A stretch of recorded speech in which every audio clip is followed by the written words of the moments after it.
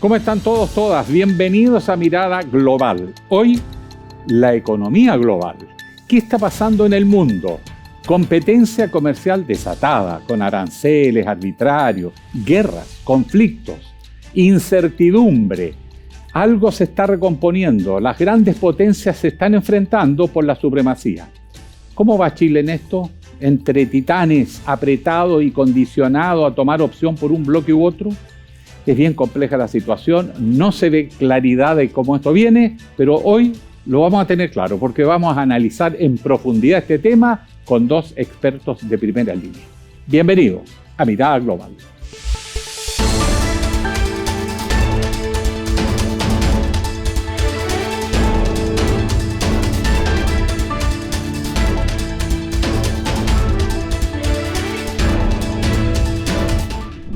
Y comenzamos esta conversación con la profesora Gabriela Livio, economista, máster en Finanzas y Economía de la Business School de la Universidad de los Andes, también de la Pontificia Universidad Católica de Chile, además académica de la Universidad Católica de Chile y de la Universidad de Chile. Y además ella integra el Directorio Mundial de Valoración. También tenemos invitado al profesor Luis Eduardo Escobar, economista de la Universidad de Chile, con magíster en Economía en la Universidad de Maryland. Trabajó por más de 2 décadas en el Fondo Económico Monetario Internacional y fue asesor del Ministerio de Hacienda. Con esos currículum no hay discusión, son los mejores. Bienvenido, muchas gracias. Gracias por la invitación. Gracias. Se habla de que la globalización imperó, desregulada y todo, y dejó ganadores y perdedores. Y los perdedores quieren hoy día reorganizar el orden mundial y tenemos esta situación de confrontación que parece fragmentar esa globalización y una cierta marcha atrás.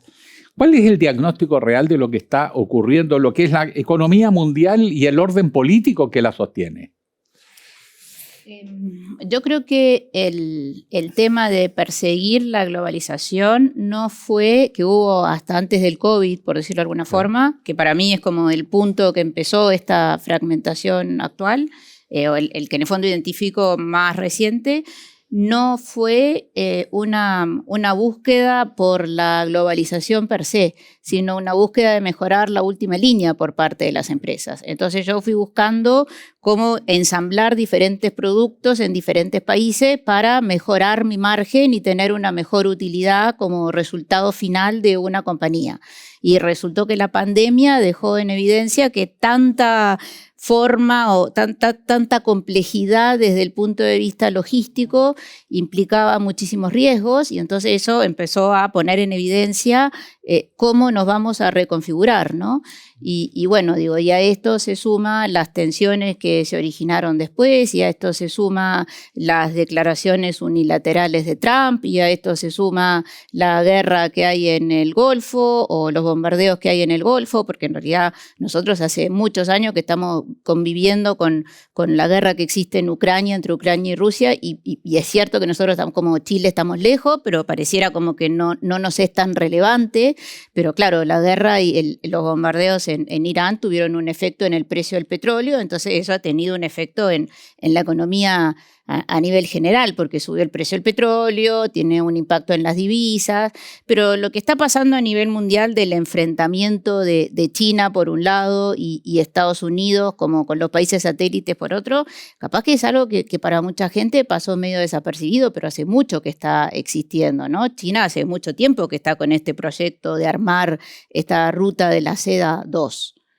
Ahora, en este escenario, profesor Escobar, de alguna manera uno siente que producto de esa globalización desregulada, muchos países europeos y Estados Unidos particularmente vieron cómo sus empresas se iban al Asia a buscar más utilidades, porque los costos más bajos, la mano de obra más baja, qué sé yo, y de alguna manera produjeron una traslación de su aparato productivo hacia el Asia, China principalmente, pero no es el único. Este escenario parece que ha incomodado a los europeos, a Estados Unidos, particularmente a Trump, que quieren volver atrás. Pero es posible volver atrás con todo el tejido de intereses que hay porque se tocan. Estados Unidos golpea a China y le rebota también. Bueno, ese es el gran dilema que tiene Trump, sobre todo en este momento, que por un lado se quiere distanciar de China y armar armar un sistema que le permita autonomía de China a los Estados Unidos. Pero, por otro lado, depende de China, le guste o no le guste, digamos. Hasta el día de hoy, buena parte de los bienes de consumo de Estados Unidos vienen de China. China, por ponerlo en términos de la calle, digamos, es la fábrica del mundo. Así que aunque no le guste al señor Trump, él se sigue abasteciendo desde China. Pero se sigue abasteciendo de China además de cosas que son productos estratégicos para Estados Unidos. Cobre, tierras raras, la capacidad de fabricar computadores, teléfonos celulares, etcétera, etcétera. Entonces está en este conflicto. Ahora, Estados Unidos lo que ocurrió es que cuando promovió la apertura mundial a la que se refería Gabriel anteriormente, lo que ocurrió es que justamente las empresas fueron a China porque era más barato, era mano de obra entrenada o fácil de entrenar, y en consecuencia los costos eran mucho menores. Pero a todos los economistas nos enseñan de por ahí ya a mediados de la carrera, digamos, de que el libre comercio es bueno porque genera más ingresos, pero también nos dicen de que el hecho de generar más ingresos también tiene una segunda vuelta, digamos, que tiene que ver con cómo se reparte. Entonces, lo que dice la teoría económica es que los ganadores debieran compensar a los perdedores, y eso no ocurrió nunca en Estados Unidos. Entonces tenemos el caso de la ciudad de Detroit, que es la gran fábrica de autos de Estados Unidos, que quedó vacía. Las calles quedaron vacías, la gente se fue, no tenía empleo, etc. Entonces nadie los compensó a ellos por la ganancia mundial de tener productos más baratos, y en consecuencia se crean estas tensiones que hoy día están tratando de corregirlas, a mi juicio de muy mala manera. Perdedores, y los perdedores cambian su voto, su lealtad a los demócratas, se va a los republicanos y se produce todo este desorden que la gente a veces más humilde vota por la extrema derecha. Es otra parte del dilema, pero vamos a la parte económica que queremos seguir la pista. Gabriela, los hechos, Estados Unidos, Trump se quiere defender, y Biden también siguió esa lógica, subir los aranceles. Los tratados de libre comercio, arancel cero, hoy día solamente en la Cancillería chilena se lo creen porque ya Estados Unidos dio vuelta el capítulo, nos guste o no, ya nos notificó y aplica aranceles. ¿Qué efecto está teniendo esto en las economías de los países afectados, que son la mayoría? Porque también le mete aranceles a los países amigos. Entonces esto no es un alineamiento ideológico, esto es pragmático. Y yo creo que más que pragmático, o sea, hay que pensar qué era lo que perseguía al principio Trump la primera vez, ¿no? Que fue en abril del año pasado. Entonces lo que buscaba era, de alguna forma, el objetivo final era reducir el gran déficit comercial que tenía Estados Unidos. Y para eso necesitaba un dólar más débil. Y para tener esto, que en el fondo este dólar más débil le iba a posibilitar cerrar este déficit comercial, empezó esta pelea del tema de los aranceles. Pero Trump negocia como si no fuera el presidente de Estados Unidos, como si siguiera en su rol de empresario del real estate.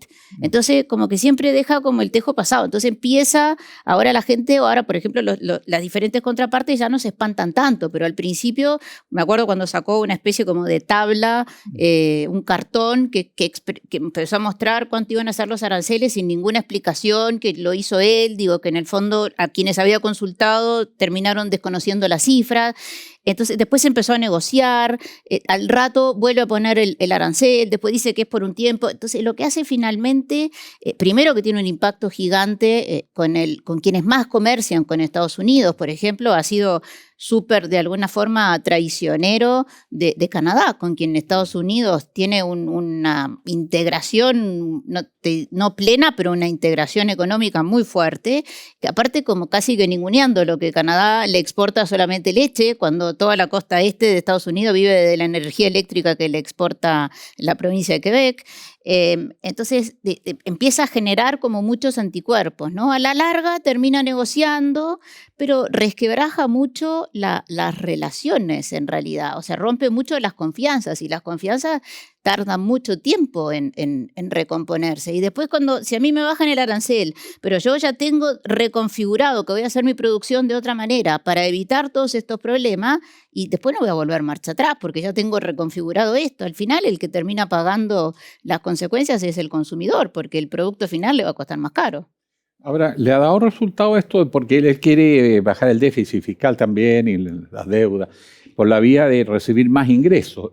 En el recibir y el perder de recibir, ¿le ha salido a la cuenta a Trump esto o sería un disparo en los pies? Y todavía no sabemos, o sea, lo que pasa es que en el fondo como que no existe mucho el ceteris paribus, porque en el fondo entre medio estamos con estos gastos extraordinarios a partir de febrero de este año. Entonces, por un lado tengo un mayor ingreso que puede venirme por el lado de los aranceles, que en el fondo muchos se aplicaron muy poco tiempo, porque lo dejaba por 2 meses, después en el fondo era una medida que era transitoria, después lo iba a reevaluar. Entonces al final las empresas quedaban como con una parálisis que no sabían qué hacer porque estaban a la espera de si la decisión era definitiva o no. Y después tengo un gasto que en el fondo es extraordinario, que se dio porque Irán empezó a transar el petróleo en la moneda china. Profesor, siguiendo esta misma dinámica, profesor Escobar, lo que hace Estados Unidos, además de subir los aranceles, es abrir guerras que parecían innecesarias. Bueno, Venezuela logra tomar el control de América y hay un diseño de América es parte de mi territorio y yo voy a reivindicar esta área, mi bloque. O sea, una fragmentación de la globalización por bloques. ¿Cómo se explica el propósito? ¿Qué es lo que quiere Trump, que más lo empuja? Porque los chinos hablan de mantener el orden multilateral, las economías abiertas, la cooperación. Estados Unidos es el que quiere rearmar más bien bloques. ¿Cuál es la jugada que hay detrás? ¿Puedo volver atrás un segundo? Todo lo atrás que quiera. Hay algo que en economía es fundamental, y es que la única manera de tener un superávit en cuenta corriente, un superávit comercial con el resto del mundo, es que un país ahorre más de lo que gasta. ¿Ya? Tiene que tener un exceso de ahorro sobre lo que consume y lo que invierte. China. ¿Ya? China. Entonces, lo que está proponiendo Trump subiendo los aranceles no tiene ningún sentido, porque él tiene un déficit fiscal que ya está en $1 trillón. Y el país como tal ahorra muy poco. La gente, digamos, el americano común y las empresas ahorran poco, ¿no? Entonces, él siempre va a tener, mientras esa situación se mantenga, siempre va a tener un déficit comercial. Puede bajar el tipo de cambio, puede poner aranceles, pero al final, como tiene un exceso de gasto, necesita importa más, y eso se lo financian los chinos además, porque el día que los chinos dejen de financiarle el déficit fiscal, colapsa el mercado de bonos de Estados Unidos. ¿Cómo opera ese mecanismo de los chinos? Claro, porque lo que hace China es que exporta bienes a Estados Unidos. Los norteamericanos los compran y le pagan en dólares. Ya. Entonces, como los chinos ahorran mucho, tienen un exceso de ahorro con el cual no saben muy bien qué hacer. Entonces, ¿qué han hecho los chinos? Lo han invertido en bonos del gobierno de Estados Unidos, una buena parte. Entonces, hoy día, el gran tenedor de la deuda norteamericana es el gobierno chino. En consecuencia, y el día que eso deje de ocurrir, el precio de los bonos va a caer y la tasa de interés va a subir y el déficit fiscal va a ser peor. Entonces, tiene un error conceptual de base la propuesta de Trump que hace que no sea sostenible en el tiempo. Ahora, bien complejo el cuadro estadounidense, porque allá en Estados Unidos muchos economistas lo representan, algunos políticos, la prensa, pero sigue adelante y no sé si las grandes corporaciones de alguna manera lo presionan o no, porque hace anuncios de un día para otro o en el mismo día cambia anuncios, lo que hace una sensación errática. ¿Eso no genera inestabilidad en el propio Estados Unidos, profesora? O sea, genera inestabilidad en Estados Unidos, en los mercados financieros, que se reflejan en los diferentes índices. A veces ni siquiera son anuncios oficiales por parte del gobierno, lo publica él en su cuenta personal, entonces se mezcla lo personal con la investidura que él tiene, o sea, es una pero bueno, es Trump, o sea, es la segunda vez que gobierna Trump, ¿no? Claro. Digo, no nos debiera asombrar. Lo insólito es que haya sido presidente no una, sino 2 veces. Eso es lo insólito. Y quiere ser 3, pero Claro. esperemos que lo llame a la realidad. Ahora, en este cuadro tan complejo y errático de Estados Unidos hay un diseño: expulsar a China del continente. Sí, claro. ¿Verdad? Él quiere un nuevo cuadro donde Estados Unidos mantenga zonas de influencia y sacar a los chinos y reconocerle a China otros espacios. Bien significativo cuando va a China y le canta a los chinos, claro, el tema de Taiwán y no dice nada, pero en América ha sido muy agresivo. En Panamá, en Argentina, obliga a los gobiernos amigos a romper. Keiko Fujimori lo primero que hace es anunciar alineamiento con Estados Unidos. Acá José Antonio Kast hizo lo mismo. Pero en este cuadro, ¿qué es lo que pretende Estados Unidos de repartirse el mundo? Pero porque eso pasa por acuerdos con China, con Rusia y con todas las grandes potencias. Bueno, de alguna manera lo que ha hecho Trump es retomar la doctrina Monroe, que viene de 1832, en la cual Estados Unidos, para mantener fuera a Francia y Estados Unidos del continente americano, dijo América para los americanos. Ahora, los norteamericanos, los estadounidenses en particular, tienen una definición bien particular de americanos. Sí, ellos son los americanos, el resto somos los sudacas, digamos, ¿no? Entonces, lo que ha hecho Trump es decir, mire, ¿sabe? Esa no es una mala idea. Porque si nosotros controlamos América, desde Canadá hasta Argentina y Chile, si nosotros controlamos América, tenemos todo lo que necesitamos. No necesitamos a China. Allí en Chile, en Argentina, en Bolivia, en Perú, hay tierras raras, hay cobre, hay energía, petróleo para el mundo. Apareció Guyana hace unos años atrás, que es espectacular lo que está pasando ahí en materia petrolera. Está Venezuela, que tiene las reservas de petróleo más grandes del mundo. O sea, no es Arabia Saudita el que tiene las reservas más grandes del mundo, es Venezuela. Entonces, desde ese punto de vista, mirando el mapa, digamos, a Trump y sus colaboradores, les hace mucho sentido proteger a América del resto del mundo. Y no quieren que se metan aquí los chinos. Tuvimos problemas con algunas inversiones chinas en el gobierno anterior. Cable, los puertos, los pasaportes, etc. Entonces, ellos están haciendo todo lo que puedan para justamente presionar a los gobiernos, como acabas de mencionar Perú, Colombia acaba de hacer una declaración similar antes del terremoto. Les deseo suerte a los colombianos. Pero entonces él está armando una coalición en América que sea coherente con los deseos y las necesidades estratégicas, como las ven ellos, de proteger a Estados Unidos. Ahora, esta estrategia de Estados Unidos, en el fondo es defensiva. ¿Por qué es tan agresivo con Europa? Después vamos a analizar América Latina y Chile, pero con Europa, sus aliados, también los ha maltratado. O sea, yo creo que en el fondo Europa de alguna manera tiene tantos problemas internos con el tema que se viene para adelante de las pensiones, porque los sistemas de pensiones están quebrados, con los problemas que vemos ahora de la inmigración, lo reciente, la situación reciente que está pasando en Ceuta, que es lo que está pasando en Ceuta, ¿no? Que en el fondo Europa está como fuera del panorama hoy en día, ¿no? Para mí lo más importante, voy a repetir la frase que dijiste recién quiero volver para atrás, o sea, también hay que tener presente que China en los últimos años ha ido con un esquema de financiamiento distinto a lo que hacía Estados Unidos en América Latina en la época de los 70 y 80, ha ido teniendo una presencia cada vez más importante en África. Y África también tiene todos los minerales que se necesitan, ¿no? África es un continente que económicamente no está bien, pero que desde el punto de vista de recursos minerales es riquísimo. Y China hoy en día tiene inversión directa, ¿no? Así como, y eso lamentablemente muchos países no lo están midiendo. ¿Cuál es el riesgo de tener en Chile un porcentaje de la distribución eléctrica tan importante en manos de una empresa estatal china? O sea, este riesgo que se mide inversión por inversión, capaz que hay que medirlo a nivel consolidado, como un riesgo de exposición de país. Porque en el fondo, como Chile, nosotros hemos decidido hace mucho tiempo tener una política comercial abierta.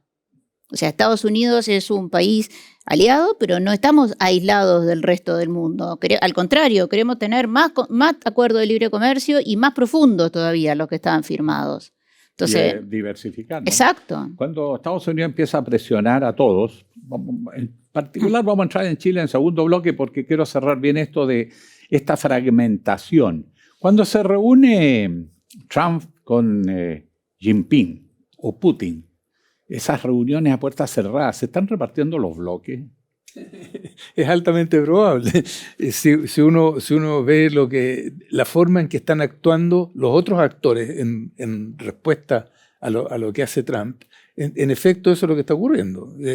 Yo sospecho de que hay, bueno, desde luego está América para los americanos, Sí. está Rusia y su entorno que tiene que ver con la Rusia imperial y la Unión Soviética, que es otro bloque, que también es bastante autosustentable. Sí. Y después está China y su entorno, donde China está actuando de una manera bastante dura, por ponerlo suavemente, con Filipinas, con Vietnam, con los demás, tratando de hacerse de lo que es el mar interior, el mar de China, y sus inversiones en África. Entonces, y Europa occidental, Trump dice, mire, ustedes se las tienen que arreglar. Sí, el lío de ustedes es con Rusia. Así que ustedes inviertan en defensa, inviertan en lo que tengan que hacer para poder controlar a Rusia.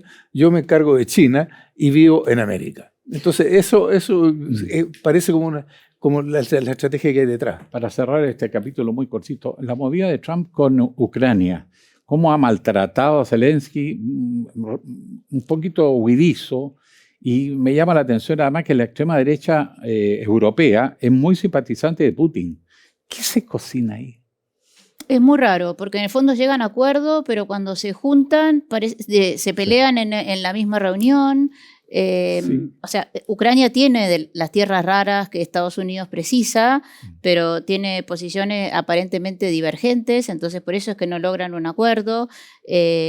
Ucrania lo que pelea hace mucho rato es entrar en la OTAN, porque en la medida que Ucrania entre en la OTAN, entonces ahí sí el apoyo tiene que ser completo, porque como que el pacto de la OTAN, digo, la Alianza del Atlántico Norte se siente atacada, entonces todos tienen que responder, y en realidad Ucrania no logra eso, ¿no? ¿Verdad? Tiene el apoyo a nivel de flujos y tiene el apoyo a nivel armamentístico, pero lo que de verdad necesita para terminar la guerra y para liquidarlo, que es que ser miembro pleno de la OTAN, no lo logra. No, Europa tampoco se va a meter en ese lío tan grande. Por eso. Vamos a una pequeña pausa y vamos a regresar. ¿Cómo esto está repercutiendo en Chile? ¿Cuáles son nuestros márgenes de maniobra?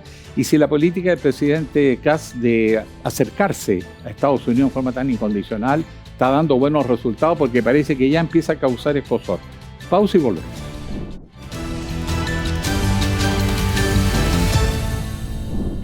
Estamos de regreso en Mirada Global. Estamos viendo cómo el mundo se reacomoda, la economía, la política y cómo va Chile acá.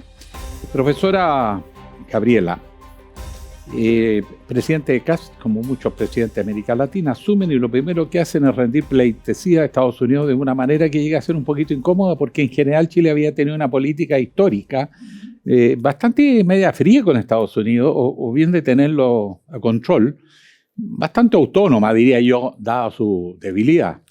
Pero ahora nos llama la atención el nivel de discursos abiertos de queremos volver, queremos recomponer. ¿Recomponer qué? Y van a Estados Unidos, primera negociación, 2 cachetazos y nos suben los aranceles, le dio lo mismo las declaraciones de amor. Amor no correspondido, ¿qué es eso?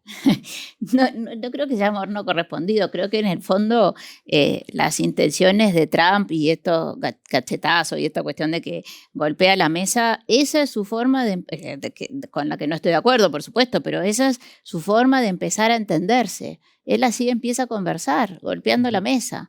Es cierto que en el fondo Estados Unidos durante mucho tiempo fue el principal socio comercial de Chile y hace un tiempo no lo es más. y ese lugar lo tomó China. Entonces, capaz que por eso, en el fondo, fueron estas declaraciones al comienzo, ¿no? Pero yo no creo que en el fondo unas declaraciones fueran a cambiar la forma de ser del actual presidente de Estados Unidos. Ahora que el resultado final de una negociación siempre se espera que sea mejor que las declaraciones iniciales que dan inicio a esa declaración, sí, sin duda. Y que en el fondo, si yo tengo cierta predisposición a conversar, ¿puedo tener un mejor resultado? Sí, está bien. Pero aquí nos subieron arbitrariamente los aranceles. Pero no fuimos los únicos. Sí, pero me refiero, los ministros hablaron, se sinceraron, y el embajador de Estados Unidos golpeó la mesa como si estuviera en Washington. Y acá se la comieron, pero igual el presidente acá se ha empezado a reunir con algunos chinos. ¿Qué es lo que está pasando, profesor, detrás bambalina? Porque parece que causó escozor en el mundo empresarial este trato, y muchos dicen, a ver, pragmatismo. Palmerston decía, los intereses permanentes y universales son económicos, son materiales. Kissinger también. Bueno, el orden mundial lo habla clarísimo. Fue un error del presidente Kass plantearse así, dado que China y Asia son de lejos nuestros principales socios comerciales y no Estados Unidos. A ver, yo creo que hubo un error de apreciación que yo creo que Gabriela acaba de cometer también. A ver. En el sentido siguiente, Trump no empezó a negociar. Trump dijo, estas son las reglas. No hay negociación. Aquí, cuando llamó a Canadá y le dijo, mire, ¿sabes qué más? Se acabó esta cosa de que usted me manda todos sus productos, a pesar del imbricado que es la relación. Se acabó esto de que usted me manda los productos que quiere a cero arancel. Y lo mismo le dijo a México. Acordémonos, el Tratado de Libre Comercio de Norteamérica eran esos 3 países inicialmente, y a eso nosotros aspiramos y finalmente nos sumamos con un TLC paralelo. Pero Trump no está negociando con nadie. Trump dice, mire, yo como veo el orden mundial es de esta manera, América para los americanos, y a mí hay ciertas cosas que ustedes están haciendo que a mí no me gustan, o que me hacen, o que creo que le hacen daño a mi economía, y en consecuencia les voy a poner estos aranceles. Y los usa para castigar las posiciones políticas, cuando se tratan de tener posiciones independientes, cuando los países tratan de salirse un poco de ese marco. Entonces y el embajador de Estados Unidos lo que refleja fielmente es eso. Aquí nosotros ponemos una regla del juego, les guste o no les guste. Entonces esa manera, eso crea muchas complejidades. Estados Unidos es nuestro segundo mercado de exportaciones. El 40% de nuestras exportaciones van para allá. Buena parte de la fruta va para allá, todo el cobre refinado va para allá. Ojo, el cobre quedó exento. Sí. ¿Por qué? Porque es estratégico para ellos, pero saben que la fruta molesta harto y crea un serio problema en el agro. Entonces, lo mismo pasa con los salmones. Entonces, esta situación yo creo que fue mal leída inicialmente, pensando de que con Trump se negociaba, pero en realidad no se negocia nada, porque si acaso nos bajan el arancel de 12,5 a 10, da para todos los efectos prácticos exactamente lo mismo. Pero además, ¿no hay una trampita? Acépteme el 10% como base, ¿significa adiós al Tratado de Libre Comercio, profesora? Desde luego. ¿Claro? ¿Qué piensa? Claro. Sí. O sea, en el fondo lo que Estados Unidos nos está presionando para que nosotros mismos desahuciemos el Tratado de Libre Comercio. O sea... Porque si sube de 0 a 10, se acabó el Tratado de Libre Comercio. Claro, ya está muerto. Fondo... ya Trump decidió, se murió. Y sí, porque en el fondo la conversación siguiente es qué bienes adicionales podemos incluir en ese arancel de 10%, que vendría a ser como el mínimo arancel, ¿no? Sí. Entonces, esa es la conversación siguiente en realidad. Pero el arancel cero... Ahora, profesor, en la conversa, usted planteó, y usted también, profesora, sobre todo usted, la duda de depender de un solo gran socio, ¿no? Y la conveniencia más bien de diversificar. Chile está hoy día, ante la percepción pública, metido entre 2 gigantes, China y Estados Unidos. Y que Estados Unidos nos está presionando por esto de la vía de los aranceles y dice, mira, si no nos equivoquemos, esto es para castigarnos porque tenemos mucho comercio con China y desalentar el avance hacia China. Pero el nivel de contacto con China es tan gigante que nos revienta. O sea, no es viable. Entonces, ¿cómo salimos de esta? ¿Alguna especulación en un mundo académico que nos diga cómo lidiar entre dos gigantes sin ser aplastados? En el fondo todavía que está emergiendo, pero que va a ser la segunda economía del mundo y que va a reemplazar a China como segunda economía del mundo, que es India, ¿no? O sea, y con India hay que avanzar en relaciones comerciales, con India hay que avanzar en exportaciones, con India hay que avanzar en un tratado de libre comercio, o sea, hay que avanzar en tener tratados de libre comercio de segunda generación y en desarrollar tratados de libre comercio con economías como esta, que va a ser la segunda economía del mundo. Ahora, lo que está en juego en realidad no es solo los productos que van y vienen, sino las cadenas logísticas, claro, los apoyos tecnológicos, etc. O sea, aquí se está moviendo el pandero completo, profesor. ¿Cómo se mueve Chile? Porque hay economistas que dicen que hay que jugar por el medio, pero decirlo es una cosa y administrar esa situación es otra, sobre todo cuando vemos que Estados Unidos interviene a los gobiernos, financia campañas electorales, apoya a distintos sectores para derribar gobiernos, secuestra presidentes, son de mano dura. ¿Nosotros podemos resistir? Esa es la pregunta del $1.000.000. El $1.500.000, profesor, o mucho más. Chile tradicionalmente ha tenido una política, como tú señalabas al inicio, una política de independencia frente a Estados Unidos. Y hemos tenido conflictos con Estados Unidos, el incidente del Maine en Valparaíso, a principios del siglo XX. Después tuvimos muchas tensiones con Estados Unidos durante la Segunda Guerra Mundial. Sí. Acuérdate que Chile fue neutral hasta el año fines del 44, principios del 45. Cuando ya estaban derrotados los aliados, meses antes. Claro, cuando ya estaban derrotados el eje. Claro. Entonces, ahí nos hicimos proaliados, digamos. Declaramos, ¿no?, la guerra. Declaramos la guerra, claro. Pocos días antes de que cayera Berlín, creo. Claro. Entonces, en fin. El hecho es que siempre ha habido esta cierta tensión de este país chico en el fin del mundo que se elevara al gigante del norte. Pero al final generalmente hemos sucumbido. Una de las demostraciones de eso fue el precio del cobre durante la Segunda Guerra Mundial. Sí, Estados Unidos bajó el precio del cobre, que estaba como en 6 centavos de dólar en esa época, lo bajó a 3 y lo dejó pegado ahí y nos obligó a vender cobre a 3 centavos de dólar la libra. Sí. Entonces, es complicado este camino del medio. No es fácil. Los chinos ya han hecho saber de que a ellos les molesta alguna de las decisiones que hemos tomado. Lo han dicho muy diplomáticamente, no hacen los escándalos que hace Trump. Pero Estados Unidos tiene la convicción muy profunda, realmente muy profunda, de la doctrina Monroe. Y ellos, yo creo que cuando lleguemos a las decisiones, por ejemplo, suponte tú que mañana se ganara la licitación del puerto de Valparaíso, se la ganara una empresa china. Okay. Entonces Estados Unidos va a estar dispuesto a que en la primera zona naval, además, donde está la sede de la Marina chilena, se instale un puerto comercial chino. Yo sospecho que no. Y creo que estamos muy atrasados en la idea de lo que llaman investment screening, o sea, el filtrar las inversiones sobre la base de ciertos criterios que son conocidos de antemano. Creo que estamos muy atrasados en esa materia, que podríamos haber jugado esa carta hace tal vez un par de años atrás, pero que hoy día se hace cada día más complejo y yo creo que va a ser muy difícil enfrentarse a Estados Unidos a tener altos costos.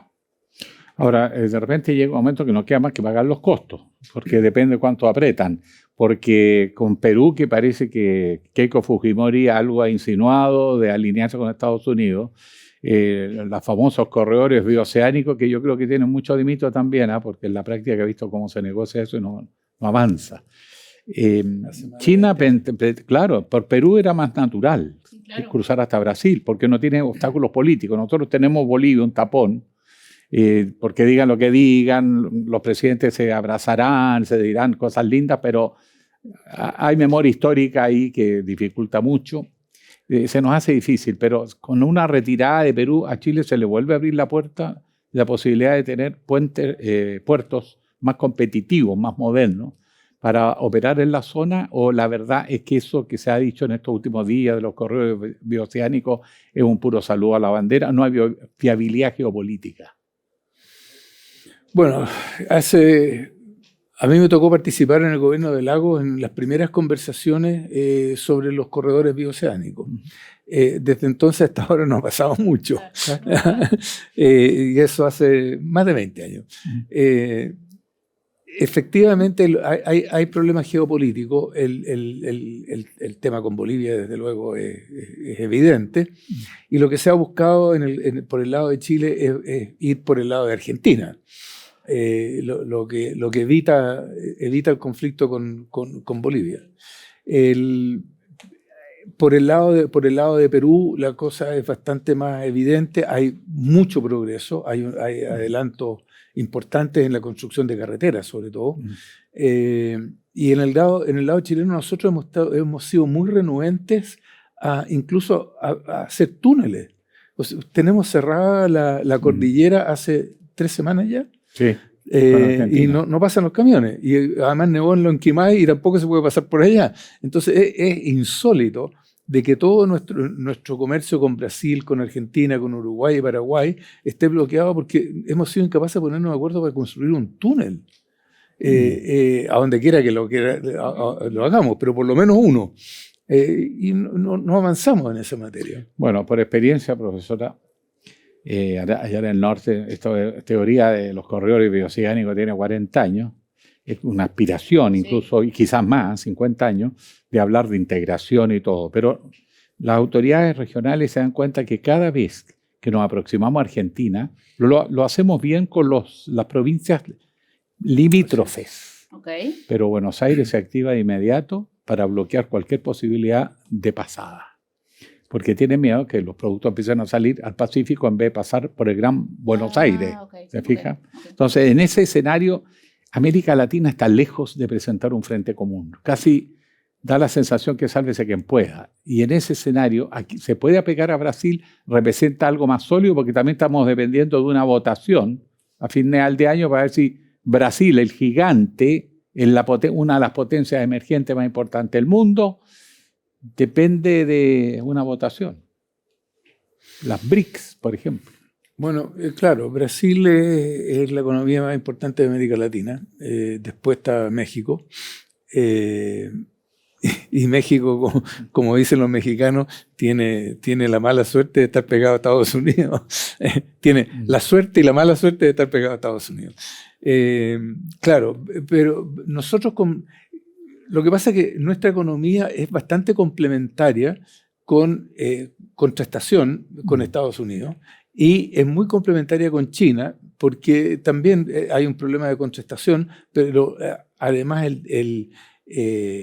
China es un gran comprador de productos agrícolas y nosotros en un cierto nicho proveemos productos agrícolas y desde luego cobre. Entonces tenemos esta confusión de cómo podemos resolver esta situación y yo creo que no va a ser fácil. Como tú decías anteriormente, va a ser muy complicado poder mantener una cierta neutralidad frente a estos dos gigantes. Bueno, recurrir a tercero.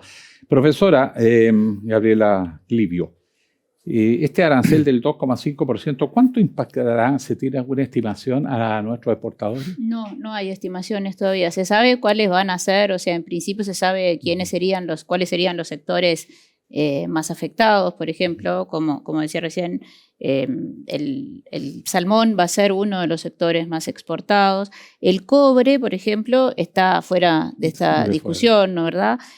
Pero sí nosotros, lo que sí podemos ver, por ejemplo, que es algo que quería comentar, es que hoy en día estamos viviendo con un nivel de cobre que se está transando la libra de grado A $6,5 o 6,6 llegó ayer, ¿no? La libra de cobre. Y sin embargo, el dólar está en 915, 916. Entonces uno dice, nunca habíamos visto este nivel de cobre porque es un récord histórico. Nominalmente, a nivel nominal es un valor histórico. Capaz que si agarramos otros valores y los reajustamos por IPC o por inflación o por lo que sea, podemos llegar a valores similares, pero a nivel nominal nunca se había tocado este valor. Y lo que sí vemos es que, por ejemplo, en agosto o en mayo de este mismo año, el dólar estaba mucho más bajo, estaba cerca de los 8,50, con un precio de cobre que estaba un poco más abajo, obviamente, de este nivel que estamos viendo hoy en día. Entonces, toda esta volatilidad internacional y todo este efecto de los bombardeos de Estados Unidos ha permeado en una volatilidad internacional que ha llevado finalmente al alza del precio del petróleo, que se tradujo en una mayor inflación en Estados Unidos, que hizo que la Reserva Federal mantuviera la tasa de interés, pero que ya hay consejeros de la Reserva Federal que están diciendo que en realidad la tasa de interés tendría que haberse subido. Entonces, ya hay una expectativa que se está reflejando a nivel de mercado, que la tasa del bono del Tesoro a 30 años está cerca del 5%. Entonces, eso ata de manos al Banco Central de Chile también. Entonces, tengo un escenario de mayor inflación, con tasas de mercado más altas, y eso básicamente es lo que está haciendo que hoy en día, a pesar de que tengo un precio de cobre récord, estoy teniendo un precio del dólar a nivel local de 915, 916, que no debiera ser con este nivel de precio de cobre, ¿no? Entonces, esos son los impactos que finalmente, dado el peso que tienen los productos importados en el IPC, se me transfiere al IPC, y un mayor IPC le afecta a toda la población. Sí, contar entre paréntesis que se ha disparado el precio del cobre, pero los costos de producción también. Y tenemos un problema con reservas. La ley de las reservas que tenemos son muy bajas, tan claramente a la baja. Yo no sé hasta cuándo la industria del cobre va a poder sostener la economía chilena pensando en una mirada a largo plazo, 20, 30 años, y no se ve mucha reacción. Estas reformas económicas que está aplicando el gobierno, ¿usted cree que va a tener un efecto positivo a mediano plazo? Sin ¿Cómo lugar a sería? duda. Sí, yo creo que sí. A ver. No solamente porque, en primer lugar, Chile necesitaba hacer un catch-up con lo que se estaba haciendo en las otras economías de la OCDE. O sea, mientras las demás economías de la OCDE estaban en un proceso de bajar la tasa de impuesto corporativa, Chile estaba en un proceso contrario que consistió en subir la tasa de impuesto corporativa. Entonces, desde el punto de vista tributario, perdimos competitividad. O sea, no estamos siendo innovadores, estamos siguiendo lo que hacen las principales, el grupo de economías con las cuales nos encanta compararnos, pero que cuando no nos sirve dejamos de compararnos y nos comparamos con otra con la que nunca nos miramos. Entonces, por un lado, no podemos darnos el lujo de ser innovadores porque somos un país chico que queda lejos y que los costos de transporte ya son como una especie de impuesto, por decirlo de alguna forma. Eso por un lado. O sea, además, digamos, lo que estamos buscando es que se reactive la actividad, que es algo que no estaba para nada dentro de las prioridades de los gobiernos anteriores. O sea, nosotros desde el 2014 la prioridad no es crecer, la prioridad dejó de ser crecer en Chile, la prioridad pasó a ser cómo distribuir mejor. Pero si dejo de crecer, ¿qué voy a distribuir? La prioridad era, ¿cómo tengo que recaudar más? Tengo que recaudar más. Sí, pero la mayor recaudación, la evidencia empírica en el caso de Chile me muestra que está asociado a mayor crecimiento. Entonces, en realidad, el cascabel al gato se lo tengo que poner con volver a crecer más. Hay muchos problemas estructurales que tenemos hoy en día que no teníamos cuando crecíamos al 6-7%. Ahora, no estamos pensando que vamos a crecer al 6-7%, pero crecer al 4% es el doble de lo que estamos pensando que lo que estamos hablando de crecer hoy en día. Profesor, está hecha la misma pregunta, sobre todo pensando en que las grandes empresas chilenas o extranjeras que operan acá están en la minería. Eso depende mucho más de los yacimientos y la calidad de los yacimientos probablemente que de la tasa de impuestos, pero relativamente. ¿Cómo ve usted el impacto posible de estas reformas con un realismo a mediano plazo? A corto sabemos que no va a influir, pero a mediano largo plazo. Bueno, a ver, hay varias cosas que ha dicho Gabriela que son importantes. Uno es que hay una... Y otras que no tanto. Y algunas en las que estamos en desacuerdo. No, pero hay algunas que son muy importantes. O sea, por ejemplo, el tema este de la incertidumbre. ¿Por qué el dólar en Chile está alto hoy día a pesar de que tenemos un precio del cobre espectacular? Ya. Eso refleja los niveles de incertidumbre que existen en la economía chilena y tal vez en el resto del mundo también, respecto de cuál es el futuro. Y una de las principales trabas a la inversión es justamente la incertidumbre.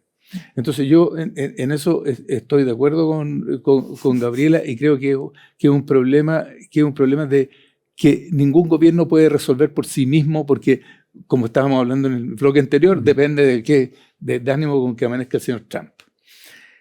La segunda parte, y yo creo que esto es más compleja, es cuando la gente que le gusta este gobierno, como aparentemente es el caso de Gabriela, creen que nosotros competimos con la OCDE en alguna materia.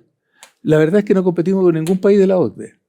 Los países de la OCDE, la razón, yo fui el jefe técnico de las negociaciones para entrar a la OCDE, así que creo que puedo hablar con cierta propiedad al respecto. Nosotros la razón por la que entramos a la OCDE era para poder conversar en un foro de alto nivel donde están los representantes de los países 30 y algo hoy día, países más desarrollados eran en general.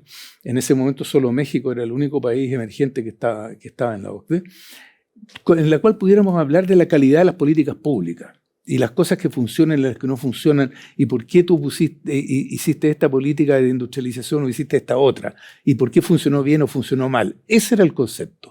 Nosotros no entramos a la OCDE para competir con la OCDE. Nosotros somos exportadores a los países de la OCDE y ellos son exportadores hacia nosotros. Nosotros traemos productos manufacturados y le mandamos,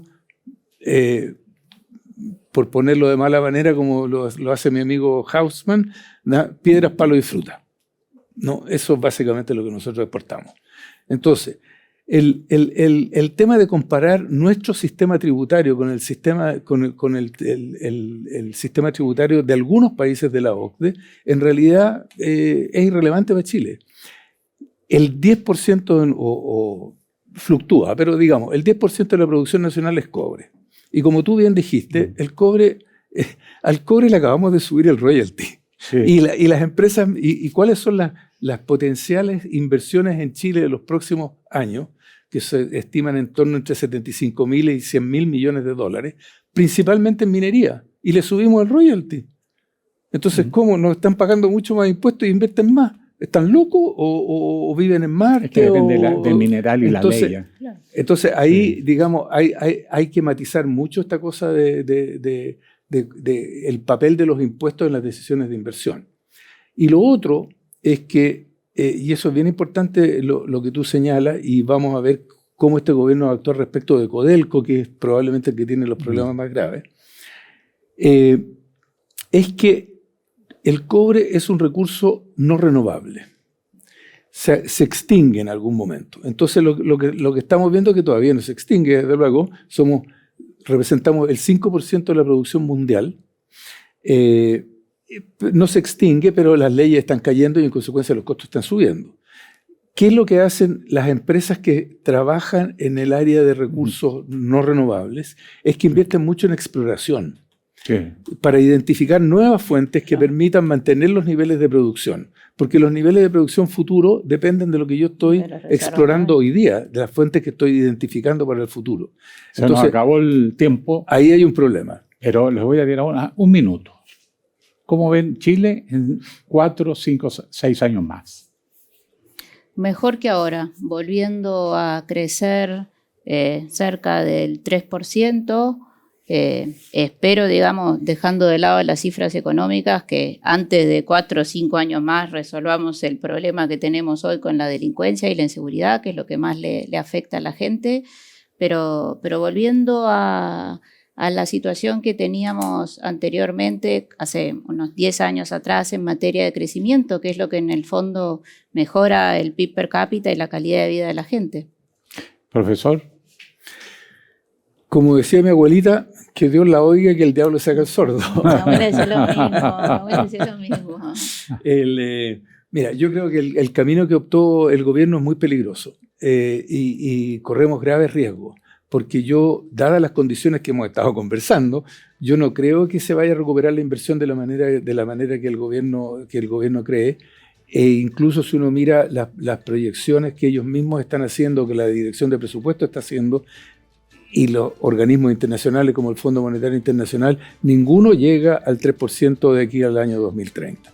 Entonces, lo más probable es que tengamos un sistema internacional muy revuelto que nos afecta a nosotros y en consecuencia que las decisiones de inversión se vayan retrasando y no podamos llegar a esas tasas de crecimiento. Eso significa que los niveles de empleo van a permanecer altos y que el déficit fiscal especialmente va a permanecer alto, y eso tiene costos por el lado de la tasa de interés que Gabriel explicó muy bien en el bloque anterior. Bueno, queremos agradecerle a ambos la participación en Mirada Global. Gabriela Livio, economista, máster en finanzas y economía en el Business School de la Universidad de los Andes, académica de la Universidad Católica, académico de Chile. También el profesor Luis Eduardo Escobar, ya lo hemos destacado, economista de la Universidad de Chile, con magíster en economía en la Universidad de Maryland, Estados Unidos. Trabajó más de 2 décadas en el Fondo Monetario Internacional, fue asesor del Ministerio de Hacienda. A ambos le queremos agradecer la disposición de participar en este programa que busca arrojar luces para que la opinión pública esté bien informada y sepa clarito cómo viene la mano. Muchas gracias.